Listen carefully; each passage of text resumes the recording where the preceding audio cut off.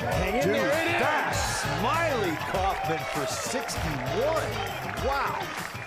I'm Smylie Kaufman, and this is The Smylie Show.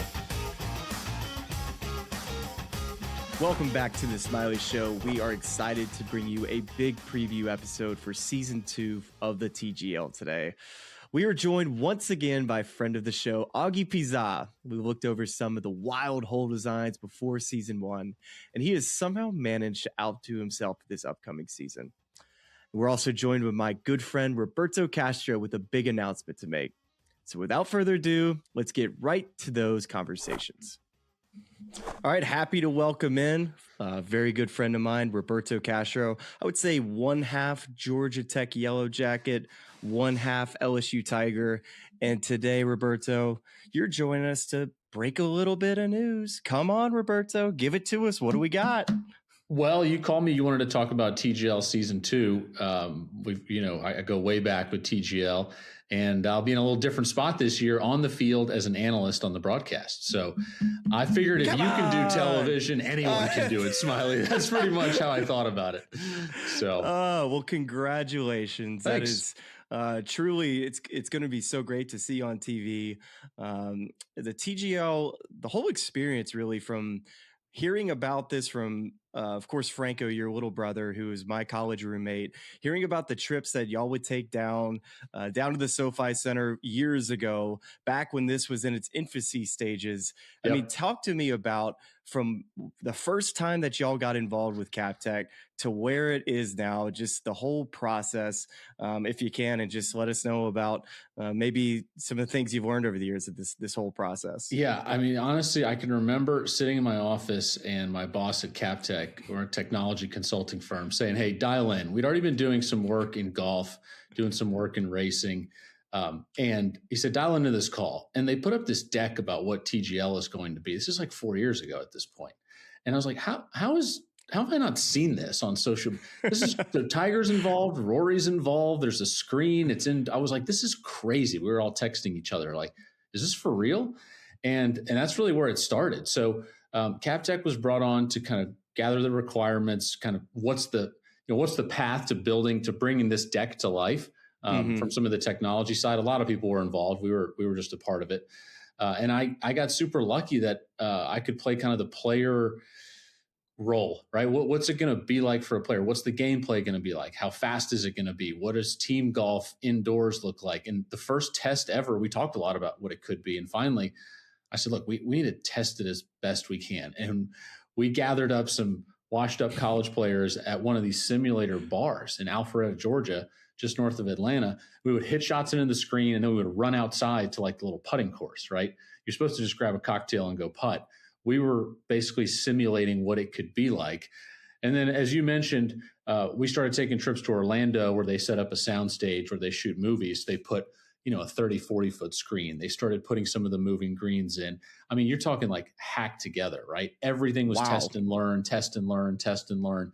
And my brother and some of his buddies and like high level mid-am washed up college guys, which I'd include myself there at this point, we became the testing crew. So every couple of weeks or maybe every month, they would improve. They would build something new. There would be new software, new hardware, and we would fly down there and just play matches, 6-8 hours a day in these sound stages. They'd be shooting a movie in the next one over, and we were trying to do this simulator golf league in our sound stage. So it was a wild ride all the way to today, one season in the books and season 2 right around the corner. Yeah. Okay. So let's talk about season 1. What were some of the things that you liked? What were some of the things that you didn't like? And taking from what all of the information that you guys helped compile to make this to where it's something that we can consume on TV that's fast and fun, imaginative.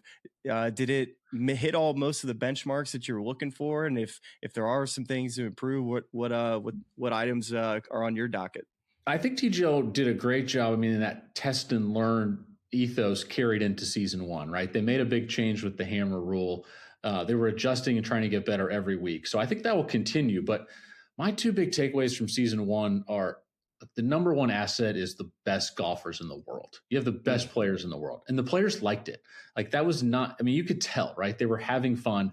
every press conference afterwards, they were like, that was a ton of fun. I mean, I was there for a lot of the first visits where guys would come in and see the facility for the first time, and they were blown away, and they enjoyed the experience of playing in TGL. And then number two, whether it's metrics, you hit your numbers by 10% or 5% or outperform by, to me, it was just audience adoption, right?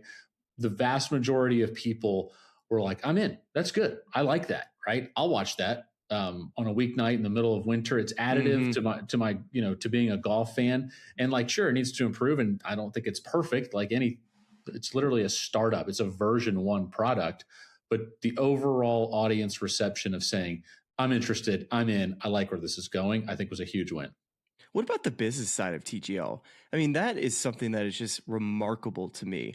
This being a startup, you don't have brands like this, getting all of these brands associated with a startup like this, and then the stars and celebrities that are involved with all these teams and potential for new teams to be added and what those dollar figures are. I mean, is that something that has surprised you, or maybe just Tomorrow Sports and having Tiger Woods and Rory involved and seeing how this thing is kind of developed is to where we're at this point of like, wow, this is an incredible product with some real money behind it.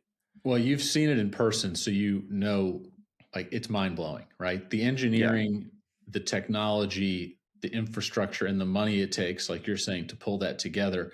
I'd say that was one of the big selling points before season 1 was the people, not so much the money. It's like, look at the people involved. Okay, Tiger, Rory, and then look at the people who believed in it, right? The team owners are Arthur Blank, Steve Cohen, Fenway Sports Group.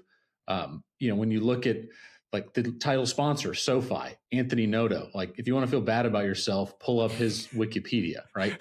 These are people who are very, very good at winning. They are very accomplished. They're also good at seeing things before other people see them. Like that's really how you can have outlier success in business, is seeing, well, maybe instead of just local hardware stores, we should have like a hardware store supercenter and make it 100,000 square feet. That seemed like a good idea to Arthur Blank and Bernie Marcus before you and I thought about it. Yeah. And that's why, he owns an NFL team and we're doing this podcast. So those type of people were on board with TGL and still are. And it's, that's a really strong indicator. All right. So what about the formats? In season 1, I think everybody really got behind the triples and we had some great moments in that too. Yeah. I mean, Tiger accidentally hitting 100 yards instead of like 200 yards when he was supposed to. Like there was some great back and forth. This past year. And so when you guys were scripting out kind of how the gameplay was going to take shape, when was triples you guys' idea, or was that something that was already in the deck? How did y'all come up with the way TGL was going to be played by these guys?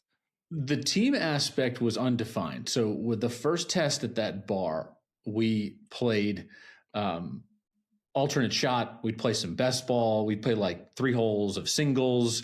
We didn't know, but one big thing we figured out early is you don't want a guy sitting on the bench for too long, right? So it was like, okay, Smylie, you and I, we kind of knew it would be 3-person teams. Well, Smylie, you and I will play, Keith and Franco, whatever. And then we realized the third guy's been sitting there for 40 minutes. And that was, so how do we get everyone involved? And I will give credit where credit's due. We threw out a bunch of ideas. And I think the first person who said 3-person alternate shot was Ross Berlin, who you know very well. Ross was the best happy birthday text every year. The best happy birthday texter in America. Longtime player relations, led the player relations department on tour. And Ross was part of the early TGL team that recruited the players because he'd known them for years and years. He knew all the agents. He'd been working with them forever. But he was at these tests, and I think Ross threw out the idea of triples, and that really took off. And when you look at season 1, I mean, that's where a lot of the juice was, right? I think some of the singles stuff I think is going to be better this year because we're going to get to singles a little bit quicker, and I think you're going to get some better but the triples really, really worked really well. Okay, so what format changes are on deck for season 2? No big format changes. Yet? So 9 holes of triples. I think halftime intermission, depending ESPN, what Scott Van Pelt's involved, it probably just be a little bit more fast paced so you get right into the singles. And then 6 holes of singles. So it's still 15 holes. Shot clock remains at 40 seconds.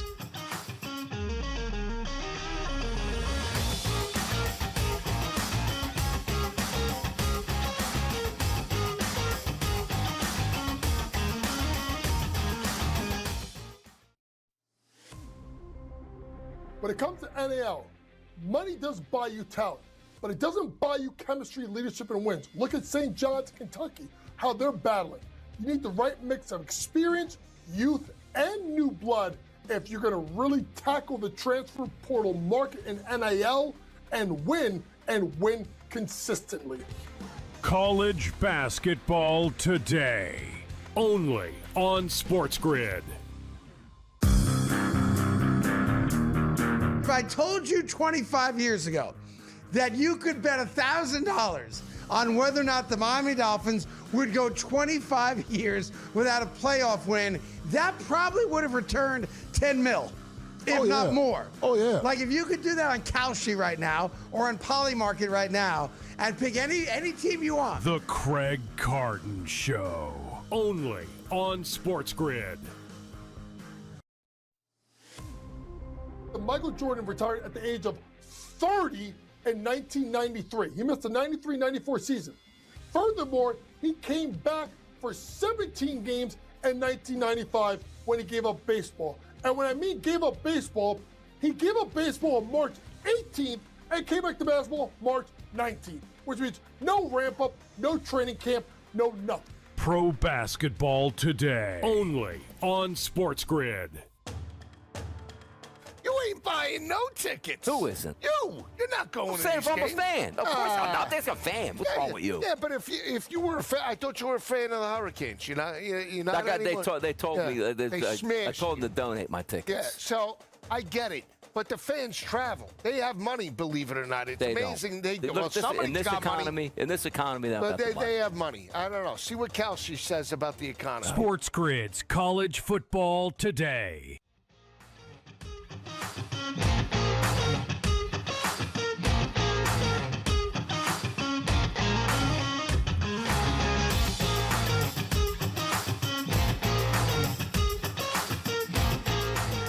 The hammer rule, each team gets 3 hammers. So that's, every hole is worth 1 point. If you throw the hammer, it's worth 2. The other team can accept and play, or they can fold, like poker.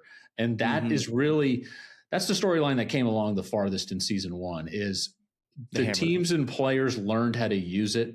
So it became really, really strategic. The fans kind of got into it in person. They were just screaming about throwing the hammer.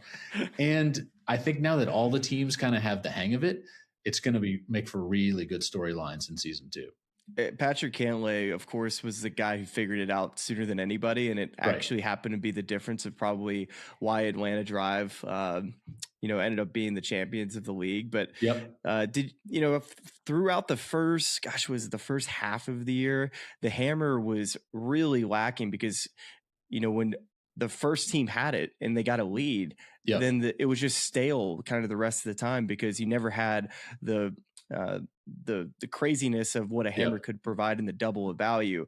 So I love that the league was willing to be okay being wrong, be like, okay, we didn't have this right. Let's go and make this change and make sure that we have people watching throughout so that we feel like, okay, this team's down 4-0 and we feel like this other team has a chance to come back, because that's sports. You like to watch comebacks in close games. Totally. All credit to TGL and the competition committee and Mike McCarley and everyone for making the change. And I mean, we played, I'd say 50 to 100 test matches, Smylie, and we worked on the hammer rule, and the one where it alternated and one team kept it, we didn't see what happened. Like we tested it and felt really good about it. And then it's once you launch and go live, it just didn't quite work the way it did in testing, and being willing to change was a great call. You've played with many of these guys on the PGA Tour, Cheech, especially on Tuesdays or Mondays, playing practice rounds, having gambling and having bets. And I tell you what, a lot of these guys like to do. They like to have an opportunity to win their money back. They like to press when they're on 15. Give me a chance to double up the bet.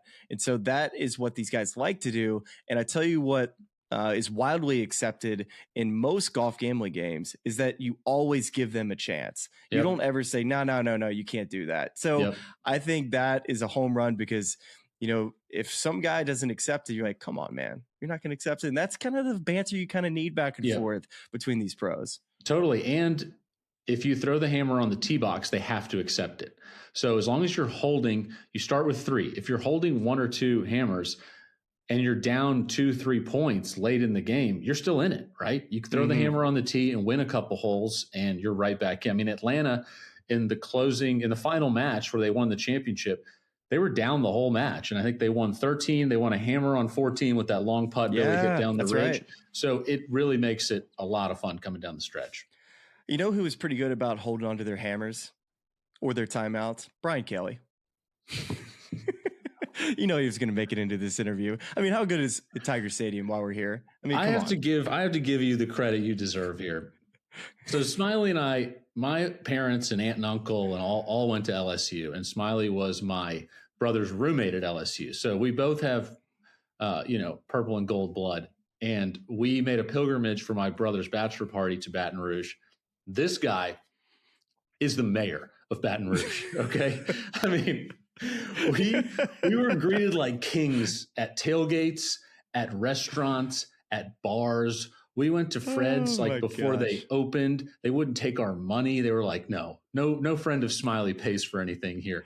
We went to I should have wore the Fred's t-shirt on the show. I know. And just absolutely rubbed it in as you somebody stole your t-shirt. What a shame that was. I know. I mean, we had tables held for us we went to a restaurant after the game and people were like, they're saying the wait's 3.5 hours. And we rolled in and we had like a table for 10 set out there, like the mob boss table. And they're like, that's Smiley's crew right there. The guy's the mayor. That was a good margarita. Thank you. Shout out to Superior Grill. Shout out Superior Grill. That was a good night. Yeah. A good week down in Baton Rouge. Quickly, can you just tell the story about when you came down from the Corn Ferry, I guess the web.com tour event with Luke Lewis and played a 9-hole little afternoon delight at U Club with Franco and I? Just the one story that came about from that day that you use for pretty much your entire professional career. So I am 6-7 years older than you and Franco, and I had gotten on the Corn Ferry tour. At that time, it was nationwide tour, and there's always that tournament in Lafayette. So he's a freshman in college, I guess. Y'all are freshmen in college, and Luke List and I are traveling together. And I guess we're coming from one tournament to the other. I was like, hey, we have Monday afternoon to kill. Let's go play with Frankie and Smylie at LSU's U Club. So we go out there and Luke and I have taken our bumps and bruises at this point, 4 years of college, a couple years of mini tours. And you two idiots don't know anything about anything, like any 18-year-old freshman. Okay. Forget life, but just golf, just no clue. Morons. So Luke and I go out and we play with you and Franco. We play 9 holes at the U Club, and every hole, Smylie is driving it. It's a long golf course. He's driving it to 175, and he's hitting these back foot trap hook sand wedges from 175. Every hole he's between clubs, and he throws the longer club down on the ground, and he goes, I'm just going to turn one down in there. And I'm like, Luke hits it long, and you're hitting Luke hits it really long. You're hitting one less club into the par threes, just trying to hammer it. One speed. It was tremendous.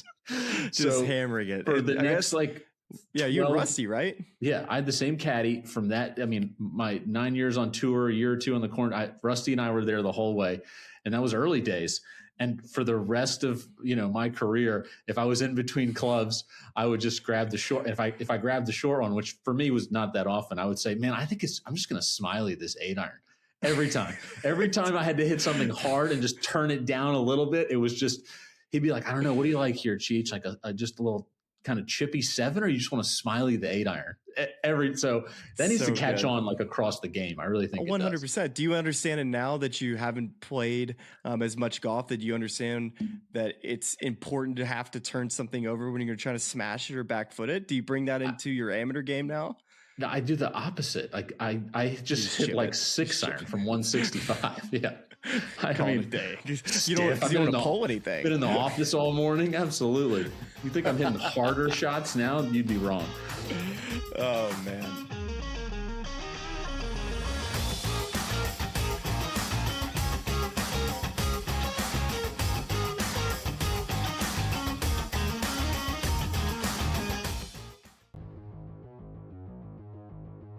for those of you who have never watched, we could easily just call it true or false, but we got creative because that's what we do. We create content here on the show. We call it buy or sell. Tucker will lead the Bucs in touchdowns this season. I never, ever would have thought that this would even be a buy or sell, but here we are. It had to be frustrating last night that he stole the one, right? Got the goal line carry there. I don't know when he became the goal line back, but he is. That being said, this is a pretty easy buy for me. I mean, he's got 6. Rashad White has 4. You want to guess how many Bucky Irving has, Craig? How many touchdowns do you think Bucky Irving has this year? You're close. You're close. He's got uno. Yeah, easy buy. Yeah, they're using him near the goal line too. I did see some metrics that said that Irving has a hard time getting in the end zone, by the way. When it's close, he usually scores from outside. So it does appear that Tucker will lead the team in touchdowns this season. All right, 2 players that are going to be drafted inside the top 5 in fantasy. I probably could say, honestly, George, inside the top 3 in the first round of fantasy football next year. Jahmyr Gibbs will have a higher ADP than Bijan Robinson next season. Gibbs, I think is close to your number 1 next year. I do. I think we'll trust him more than McCaffrey because he stays healthy. I'm sure in PPR when he catches so many balls, so does McCaffrey. But we love a Detroit offense here. I don't think you can go wrong with any of these guys, by the way. All right, I'd be happy with all of them. But I think me personally, if I had, if it was Gibbs, McCaffrey, which I think is really your 1-2 there, I'm going Gibbs. No, and I think I think next year's number 1 fantasy draft pick, it's not that it's going to be bad. I just think there's a lot of variation going into next year. I could see any of 3 or 4 players as of right now going number 1. I would have said Jonathan Taylor, but he slowed down. Fantasy Sports Today. Friday, starting at 3 p.m. Only on SportsGrid.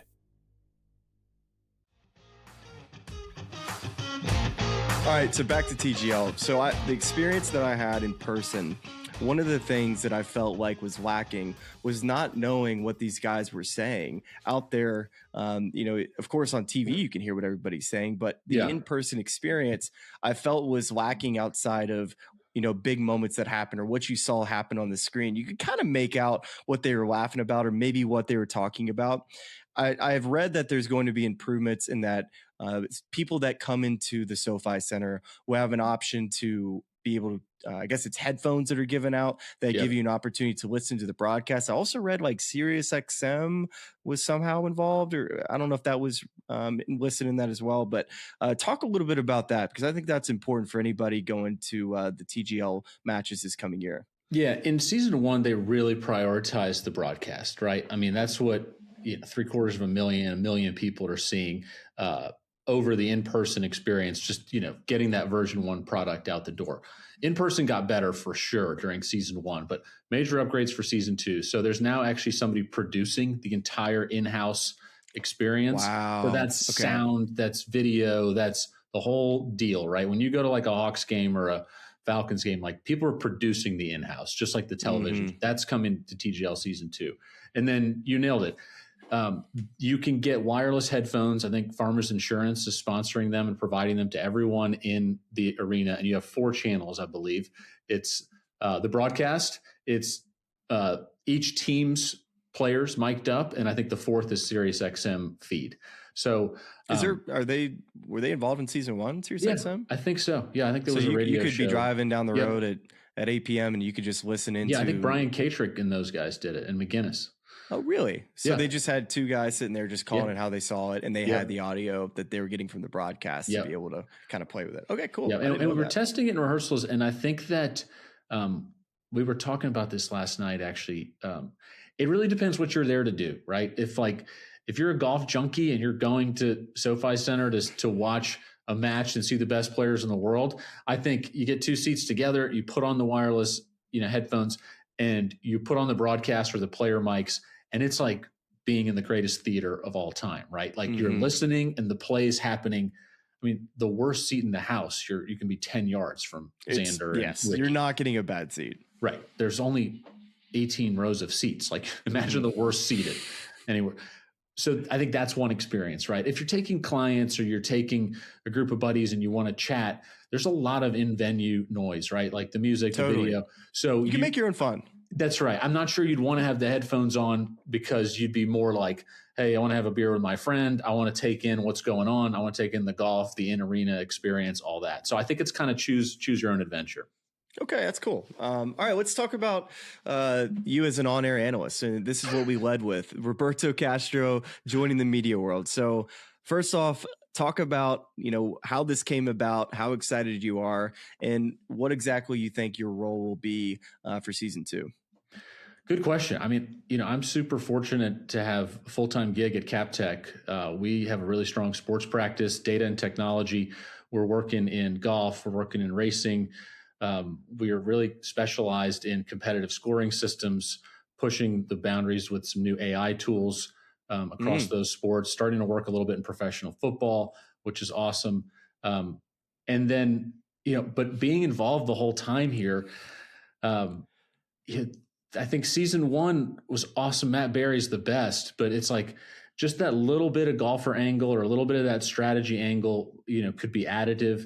And just having spent so much time in there and seeing the game up close and personal, I think it made it a great fit. So I'm super excited. But we did some rehearsals this week, and I mean, honestly, Smylie, I have been on a million golf courses, and I know that when you do what you do, like it's really hard at first, right? Like it's a totally different deal. Like we've talked about it, right? You don't talk for 30 minutes and then it's like, Smylie, give me 2 lines and be impactful. But you've spent a lot of time on a golf course, right? Yeah. This environment at TGL is just completely different. It's like sensory over. There's lights, there's music, there's screens. There's like, I wasn't sure at first. Should I watch the big screen? Should I watch the monitor? Should I watch? You know where your eyes need to go. Exactly. And I think once I got settled there, I felt a lot better. But I think that's kind of the unique thing. I was able to get settled pretty quickly because I know I've spent, hundreds of hours in that environment. Whereas I think even the most talented, broadcasters, and there's tons of them, way more talented than I am. I think it'd be a little bit of a longer learning curve because it's like being dropped on the moon, right? It's a crazy place. And you understand the gaming aspect of it, the hammer strategy. And then, of course, I think the interesting design components, if you're going to listen to the next part of this episode, we had Augie Piza on to talk about some of the changes he's made to some of the holes in season 1, but also some of the added ones, the stinger hole. We got Cenote that everybody's raving about. And just like your angle in which you can speak golf nerd, which is being able to speak that language that only pros can speak, but also know what they're thinking, their strategy, and being able to convey that to the audience so that when they're hitting these shots, you are able to add a little bit of context before it happens versus like trying to figure out, what happened after. It's explaining it before so that you know what to look for. I'm just saying, if I were a good NFL head coach, if I were a hot offensive coordinator and that coaching cycle's going to come around and they're like, hey, do you want the Giants job or do you want the Michigan job? I think the Michigan job is much better. Game time decisions. Only on SportsGrid. Look, the trend continues to go to Blake Corum. He's still available. I can't believe he's still available. So if you have Kyron Williams, you got to have Blake Corum on your roster. And if you don't have Kyron Williams, I think you still want Blake Corum on your roster. You got to have these insurance policies on your roster at the very least. Even in a shallow league, if Blake Corum's floating out there, don't let him float out there. The last thing you want to have happen is for him to end up on some other team and then taking you the next couple weeks to win a championship. Fantasy Sports Today, only on SportsGrid. They went all in with the Sauce Gardner trade, right? All in. You get a couple of number 1 picks here. Then Daniel Jones breaks the leg, and then he tears the Achilles. All right, you're signing Phillip Rivers. Are you kidding me? I mean, by the way, you know what hasn't been talked about enough? Sam Ellinger decided he didn't want to come play for the Colts. Why? You would have been. I know Denver activated him to the roster anyway, but he would have been maybe a starting quarterback this weekend. Pro Football Today, only on SportsGrid. Football contest season is back, and so is the Las Vegas Football Contest Show. Season 2, the sharpest football contest show in the land. Focusing on all 3 Circus Sports contests and the Westgate Superbook Super Contest, we handicap the games and release our contest picks every week of the season. Featuring Super Contest champions Brady Cannon, James Salinas, and former NFL player Mike Pritchard, all team will have you prepared this season like none other. Check us out every weekend right here on SportsGrid.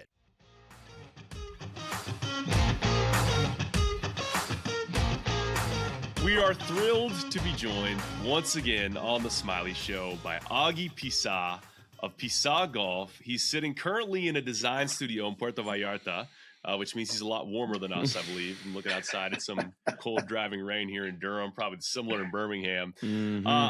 Augie, we had so much fun with you previewing the set of hole designs you put together for the first season of TGL around this time last year, but we had not seen an official shot hit on that screen at that point in time. And so I think the place to start for this conversation is, after that first season, the feedback you got, people really loved and took to your holes. How do you just big picture take stock of the work you did for that first season, the way that fans and players responded to it? Well, first of all, thank you for putting a big smile on my face, because always speaking to you guys is amazing. Thank you for having me. And I was looking forward to this one for a while now. So, yeah. Muchas gracias. It's a very interesting question, because back then when we were talking about all this, it was all full of uncertainty. And not only for me, for everybody involved. Everybody. It was just complete uncertainty. And that's the beauty. I think we all took that leap of faith, TMRW or TGL calling us as one of the 3 designers, going out on a limb to a certain extent. Hey, who's this guy? What is he doing? What has he done? What has he been doing?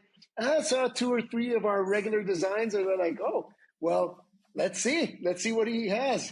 So, and that was all, like, I'm very, very grateful of all of that. And that, we talked about that, and I want to touch on it again, because that feeling of uncertainty, it's very rare to feel it in your lifetime, especially in your career. You usually know what you're up against. You usually know,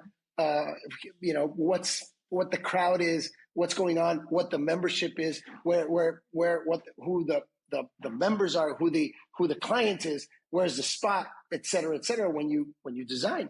In this case, it was like full on uncertainty, and it was beautiful to live it. We won't get to live it again. Now we have expectations, and now we know what we're getting into. So there's 2 different worlds there, and I love that part of the uncertainty.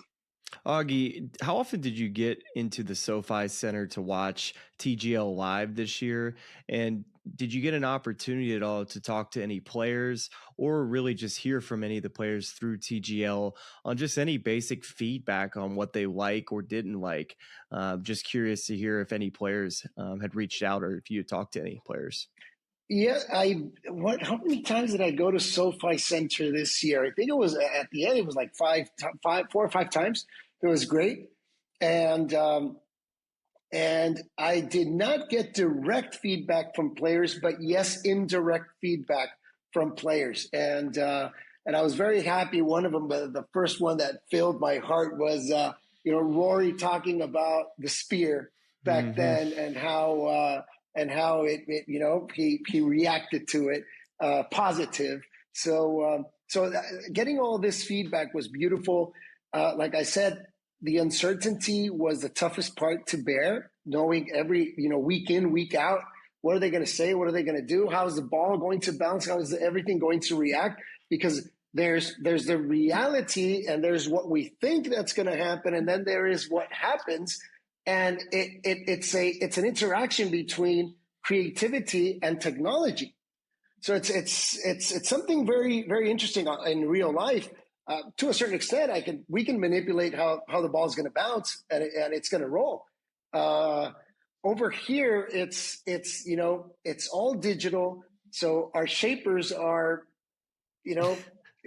great creators with mouse. They're moving the mouse. They're not on the dozer. They're coders, et cetera, et cetera. So it's been a great interaction.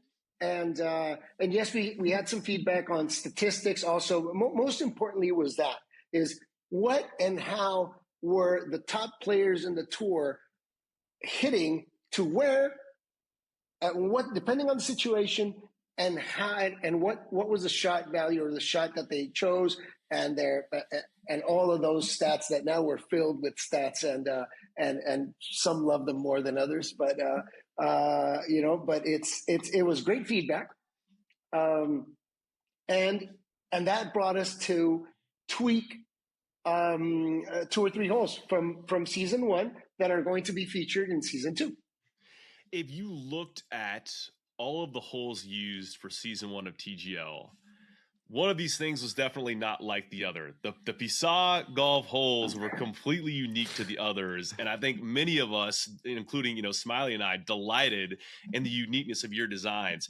Were there moments of, I don't know if anxiety is the right word, or just wondering how people were going to receive something that, when many of the other designs looked like something you could find on planet Earth in a golf sense, yours were very unique to that. Did you harbor any sort of, I wonder how this is going to land before they actually made their debut on television? Every day. and with regular clients as well. If you see the pit on my regular architecture in real life, I was like, hey, I have this idea. And in order to have, and we're very lucky because in order to have a crazy idea or a different idea, you need a crazy client. And that's where we're very lucky in finding, or in the clients finding us, that, hey, whenever, to a certain extent, when we are hired, there is an expectation of maybe a little accent here and there, something different. So we love that part. And yes, anxiety, everything. Not that I couldn't sleep. Not in a bad way. In a good way. Those butterflies in the stomach when you were a little kid or whatever. That was a beautiful feeling every day, every match, and even before. It was like, wow. Okay, yes. How are people going to handle the spear? The flex and the volcano and all of that. And so yes, it was beautiful to live, to be honest. The visuals are just stunning of so many of these holes that you've designed. And so when I look at some of the holes that you've made tweaks in for next year, of course, we're going to talk about Cenote and Stinger, 2 of the most popular designs for season 2. But quickly, as we look at Flex and we look at pick your plunder, and then also Spear. So you said that y'all are using statistics and data a little bit to help maybe make some tweaks. If you could just kind of talk about maybe pick your plunder and Flex first, because those 2 holes seem pretty similar to me in that you're given 3 separate options. You have a left, a middle, and a right. Based on what you saw in season 1 for just Flex and pick your plunder, was it a little bit too easy? Was it a little bit too less complicated, I guess, for these players? Did you want to make it just a little bit more visually challenging? I'm just curious about the changes made on those 2 specific holes, and then we'll get to Spear. It's a little bit of everything. All credit to Full Swing and their team for the graphics at the end. That's I had the idea, but then taking it to the visuals was a pretty cool thing by them, like they did on Cenote now. It looks pretty cool. So that's that for that part. The technology has grown from one year to the next, as you'll see in the visuals. And yes, we went back, and it's when we design, in our design philosophy, in our regular design philosophy, we maximize to minimize. So we really go out there, and then we start, kind of like sculpting a little bit, softening here or there. But we all, like, our first sketches are always like really out there, and then we start moving this, and that's the Spear.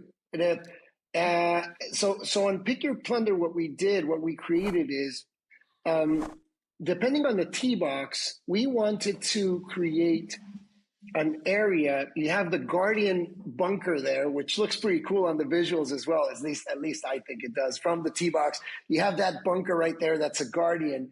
That Guardian is tilted up. So it's a blind shot onto that middle section right there. That's about 295 yards to clear. That is an adjustment we made because nobody was taking that line.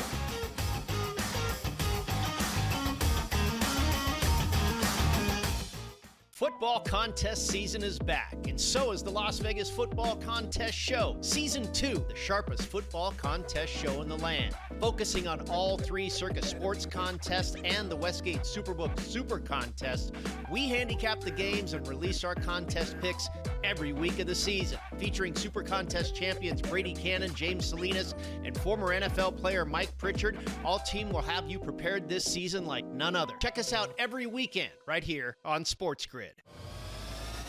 They went all in with the Sauce Gardner trade, right? All in. Give you a couple of number one picks here. Then Daniel Jones breaks the leg, and then he tears the Achilles. All right, you're signing Phillip Rivers. Are you kidding me? I mean, by the way, you know what hasn't been talked about enough? Sam Ehlinger decided he didn't want to come play for the Colts. Why? You would have been. I know Denver activated him to the roster anyway, but he would have been maybe a starting quarterback this weekend. Pro Football Today, only on SportsGrid. Michael Jordan retired at the age of 30 in 1993. He missed the 93-94 season. Furthermore, he came back for 17 games in 1995 when he gave up baseball. And when I mean gave up baseball, he gave up baseball on March 18th and came back to basketball March 19th, which means no ramp up, no training camp, no nothing. Pro Basketball Today, only on SportsGrid. If I told you 25 years ago that you could bet $1,000 on whether or not the Miami Dolphins would go 25 years without a playoff win, that probably would have returned 10 mil, if not more. Oh, yeah. Like if you could do that on Kalshi right now or on Polymarket right now and pick any team you want. The Craig Carton Show, only on SportsGrid.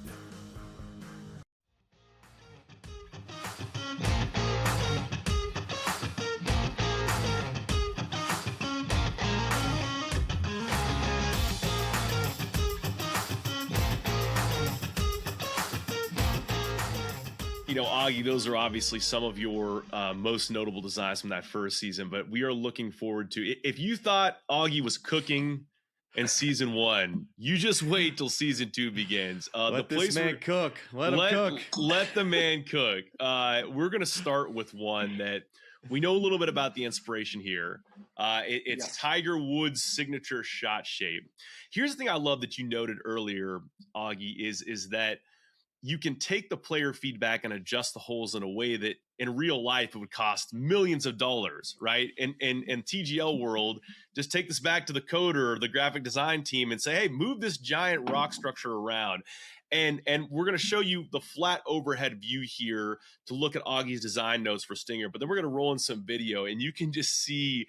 I mean, I just want to know where you came up with this, Augie. Yeah, like the feverish dream that contributed to this shot shape off the tee where you have to just drive it low or hit this high hook around it. It's brilliant and it's delightful. So walk us through Stinger here.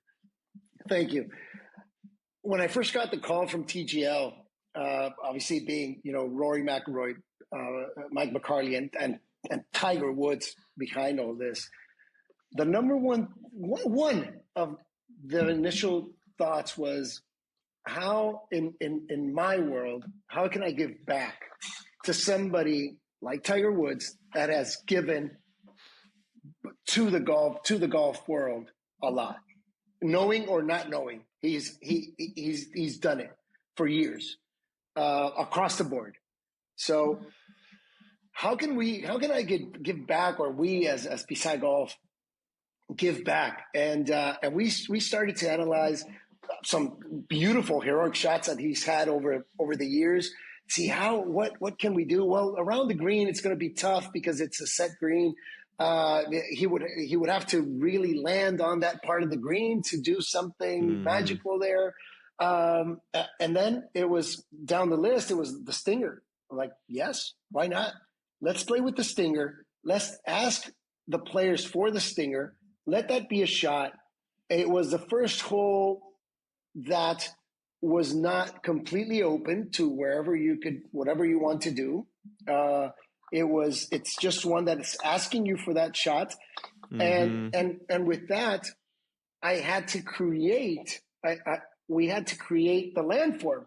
So where could we, one of the things that we, even though we like to get fantasias, one of the things that we like to do or want to do is also kind of like take it down to earth and where would this be situated if it ever existed? So in places like Idaho or Utah where you have these landforms, could be, or at least we can break into it and kind of like do it, no? So that's how it started, and it's an ode to Tiger Woods to, in a way, help immortalize, which he has done. He has done golf. His go-to signature, or one of them signature shots, and pay respects to Tiger, and that's what we did there, or that's what we're trying to do. To ask the rest of the gang to go out there and try it and play the Stinger and pay some respect to Tiger Woods. Let's say, Augie, you don't have the Stinger, you don't have the shot, so it looks like you're given potentially an option to hit a little short iron out there to the right. But I see that big structure that's that horseshoe rock that also would potentially be a factor if as a either be blind or actually in the way if you played it out to the right. So then you have that rock structure that comes into play on second shots too. So I think the hole is fabulous. Make these guys hit more than just stock shots. I think too often last year when I watched that guys were just pounding drivers and just hitting like simple wedge shots. I think the more that you have to play creative shots and actually hit different trajectories, you'll see these players really start to have some more fun with just the craziness of what I think this league should be all about, which is imagining the unimaginable. And that's what you created here. I love that. Yes. Thank you very much. And yes, you have that alternative. Let's say, okay, I'm not going to do it, or, I don't have that in my bag. Then you can opt for a high trajectory, work the ball from right to left. But of course, the front part of that landing area is moving away from your shot. So that's going to be exciting to see that pattern on how it evolves and what the choice of shot somebody's going to have. So I think it's going to be exciting. I hope so. Again, there's this uncertainty. No, not this one. I'm going to tell you right now, there is no uncertainty here. You put your head on the pillow at night and you know that Stinger is a perfect golf hole for TGL. Thank you very much, guys. I will sleep at night now. Well, and then that brings us to the next one, the most recent drop of yours. I got questions on this one, Charlie. I got questions on this one. Okay, well, can I start here, Smylie? Here's what I wanted to do is I wanted to give a little bit of background here to the audience. I went and got the actual definition of cenote to set this up. So a cenote, which is a word of Mayan origin, is a natural pit or sinkhole formed from collapsed limestone that exposes crystal clear fresh groundwater, common in Mexico's Yucatan Peninsula, but found globally. They were sacred to the Maya for water and rituals, and today are popular for swimming, diving, and exploring unique formations like stalactites. Like, this is... Augie, I think we sat here last year and I was comparing some of your designs to things I saw on like early 2000s Tiger Woods game. This cenote to me looks like something that I'm ready to play like a PlayStation 5 game in a foreign world where I have to rappel around and search for treasure. This is so mind-blowing to me. So again, the concept of this hole and this floating green and then this imaginative backstop. I mean, there are backstops and there's a Cenote backstop. How did this come into your brain, Augie? Oof. Take a deep breath here. This is a counter hole. Number one is, why can't we play backwards? You know, so it's so that's how it ignited. It's like, how can we create a hole that's actually played backwards?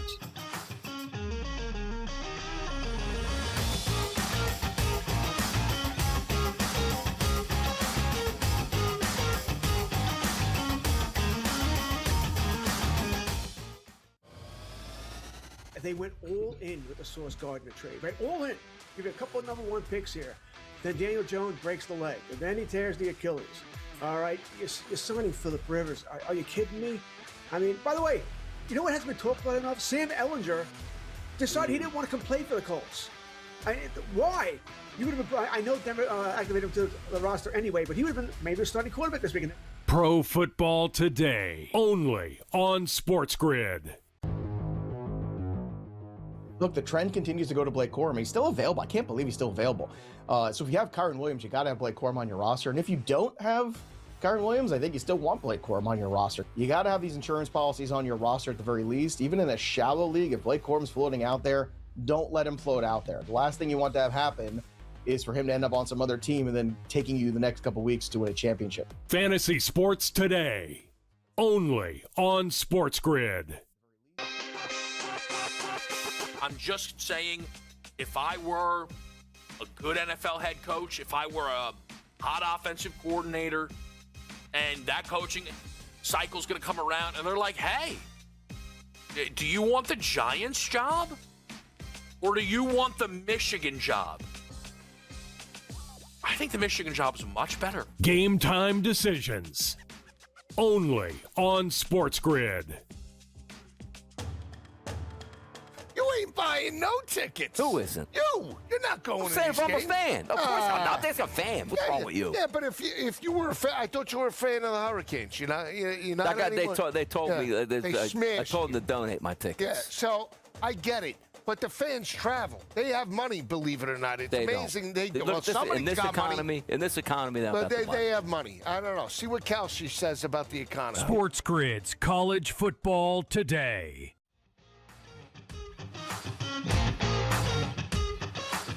And then the other thing is that there was when you start noticing and you start seeing, season one, there are very good golfers with their long irons, very good with as we know, and very good with their drivers, etc. But we felt that there was no real hole that was the finesse shot for a long iron shot. So that's, even though on the rocks there is, but we very rarely played from the outside at the distance of 240 or more, or 220, 240. So when usually if you see my designs, we like to kind of create alternate shots. So because we're playing, team play, alternate shot, match play. So if one has this shot, the other one could have this other shot. And that's what we're doing here in Cenote with a little bit of spice to it. So what we did is just grab the turntable, which is only 40 yards wide.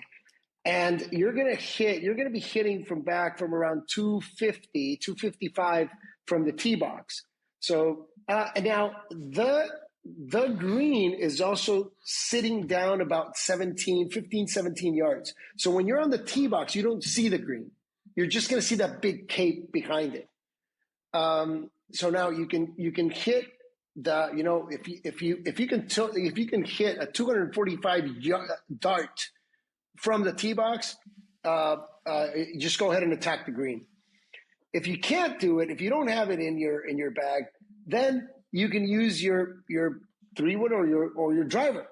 Hit the back, and then it will create an effect where you can, by calculating it well, that's the whole point.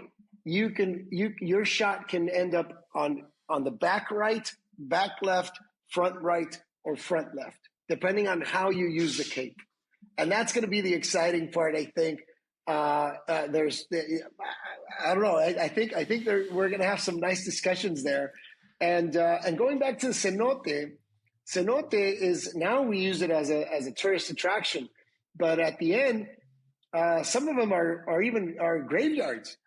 They're sacrifices. People don't know that they're swimming, and they're downstairs. There's like, oh my God, there's people there from 1,000 years ago. it takes me back to like as a child watching Hercules at the very end of that movie with the underground deal. And then I also think while y'all play this whole death metal needs to be played as well. I think that kind of fits the theme of what we're going with here.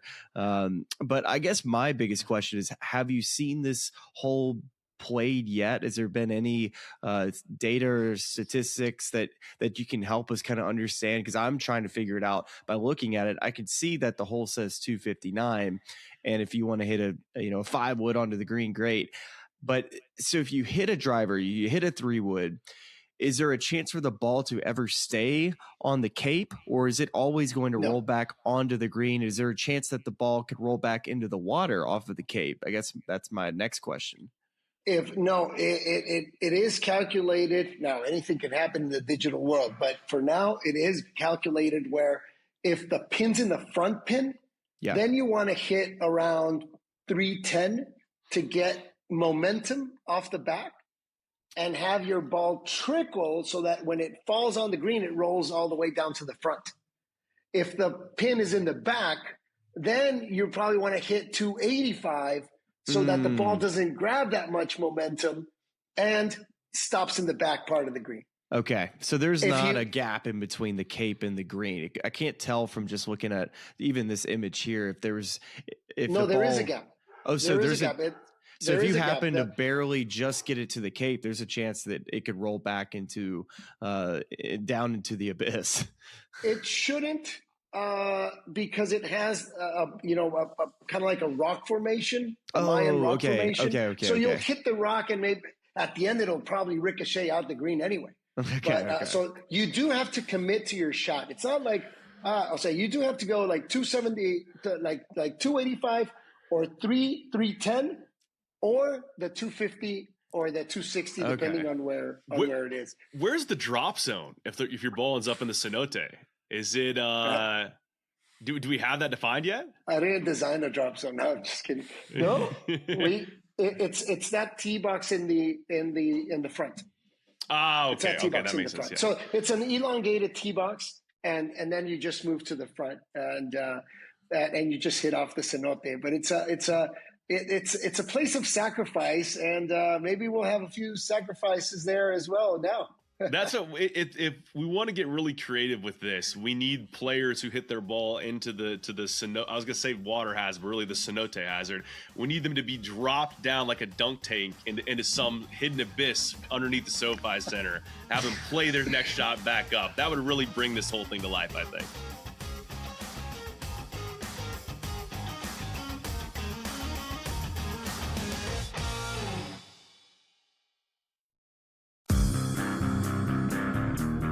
If I told you 25 years ago that you could bet $1,000 on whether or not the Miami Dolphins would go 25 years without a playoff win, that probably would have returned 10 mil, if not more. Oh, yeah. Like if you could do that on Kalshi right now or on Polymarket right now and pick any team you want. The Craig Carton Show, only on SportsGrid.